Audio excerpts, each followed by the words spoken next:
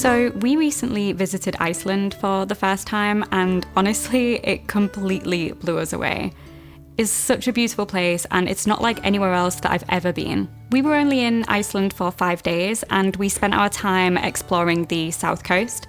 There were so many incredible places to see, and in this video I want to share with you our exact itinerary, our favourite photo spots, and the shots that we got in each place. So let's get into it. So we flew into Keflavik International Airport and hired a car from here. We wanted to visit places that weren't on the typical Golden Circle tours, so we thought it'd be best to hire a car to give us more freedom to be able to do this. On our first day in Iceland, we wasted no time and headed straight to the iconic Blue Lagoon once we picked up our car. The Blue Lagoon is a very popular tourist spot, but I didn't want to go to Iceland and not see it. I really enjoyed the Blue Lagoon. I thought it was a pretty cool, unique experience. Despite it being quite busy, I think we still managed to get some really cool shots here too.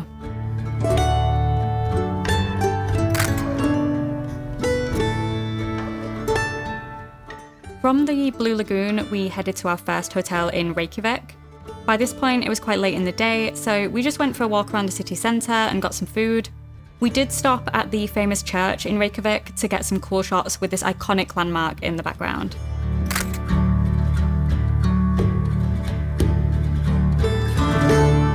On day 2, we left Reykjavik behind and drove just over 2 hours to Skogafoss waterfall. Skogafoss is one of the largest waterfalls in Iceland, and it seriously does not disappoint. The waterfall is truly epic, and standing next to it is just incredible.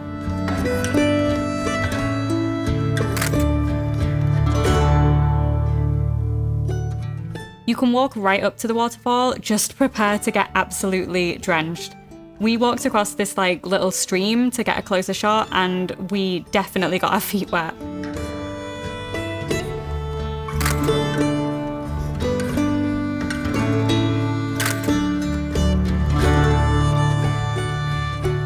From Skogafoss, we drove 30 minutes up the road to the famous black sand beach. You've probably seen so many pictures of this place before, and it was even a filming location in Game of Thrones. This beach really is worth a visit. The unique black sand and the basalt columns make for some epic shots.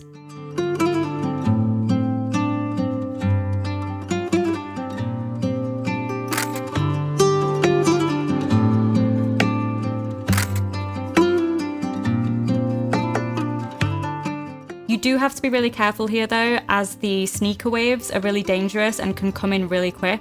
So don't get too close to the water, and make sure that you check the tide times when you're planning your visit so that you can go when the tide is out. We then drove 10 minutes up the road to the other end of the black sand beach, where there's a walk up to a lighthouse. Where the lighthouse is on the top of the cliff gives you an amazing view of the endless black sand beach.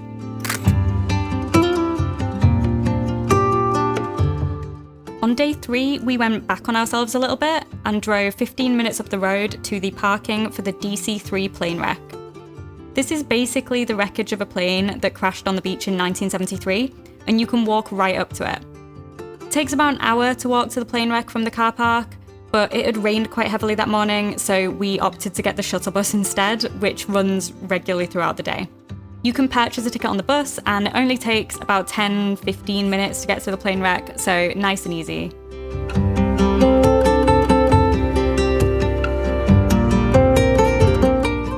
It was so windy at the plane wreck. We were definitely fighting against the elements here, but it was a really cool experience, if not a little bit creepy, to see an abandoned plane up close.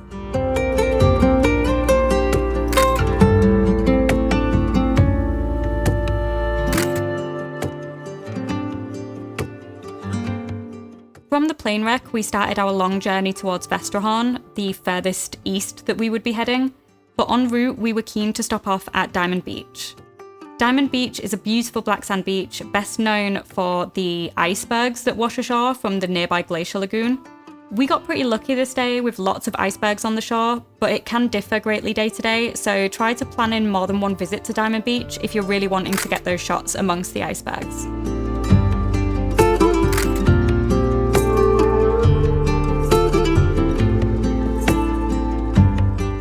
From Diamond Beach, we drove the final hour to Vestrahorn, where we were staying at the Viking Cafe.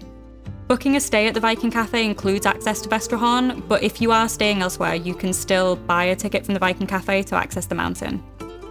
We arrived here pretty late, and we were hoping to get some shots of Vestrahorn at sunset, but unfortunately it was snowing really heavily at this point, and the visibility was pretty much zero.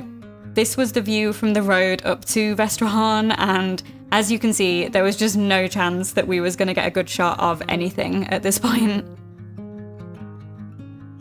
Luckily, by the morning, it had stopped snowing and the visibility was much better. We headed out to Vestrahorn for sunrise, and we got these really cool shots in the snow with some beautiful colours from the morning sun.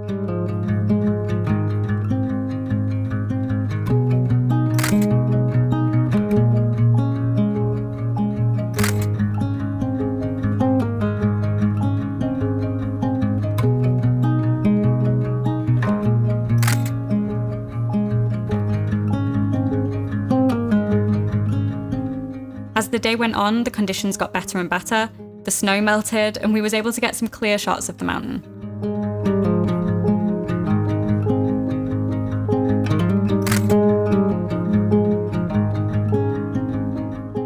On day 5, our final day, we had to make the long drive back to Keflavik, but we had planned a few stops along the way. Our first stop was the Glacier Lagoon that was opposite Diamond Beach. There wasn't too much to see here, but we did manage to get some cool shots of the blue water with the icebergs in the background.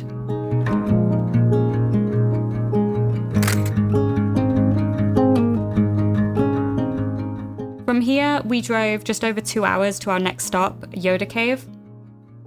There was so much beautiful scenery along the way, and we even stopped to say hello to some Icelandic ponies that were grazing in a field at the side of the road.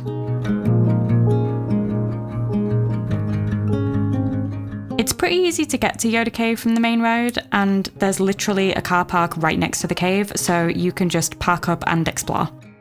Once inside the cave, it becomes clear where it gets its name, with the outline of the cave entrance resembling a certain Jedi Master.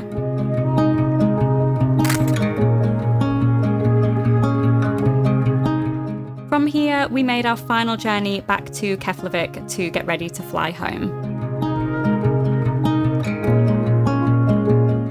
We had the most amazing time in Iceland, and we were able to get some great shots in some iconic locations. It's somewhere that I've always wanted to visit, and it seriously didn't disappoint. As we only had 5 days there, we were limited in the things that we could see and do, but I feel like we managed to squeeze in some really cool places. One thing I would say if you're planning a trip to Iceland is to give yourself some flexibility to be able to change your plans if needed. The weather in Iceland can be extreme and it can change really quickly. Like 1 minute it'll just be bright sunshine, and then you will drive 10 minutes up the road and there'll be thick snow. So if the places that you want to visit are kind of weather dependent, having flexibility in your itinerary can be really helpful. I know if we'd have had more time in Iceland, we probably would have visited some locations on different days or stayed in certain locations longer so that we could get the best weather conditions for shooting. But I guess that just means that we're going to have to revisit Iceland, which I'm seriously not mad about. So I hope this video has been helpful. Drop a comment below if you've been to Iceland, which one of these places was your favourite, or is there anywhere that I didn't mention that we absolutely should have visited? Let me know in the comments. Thank you so much for watching.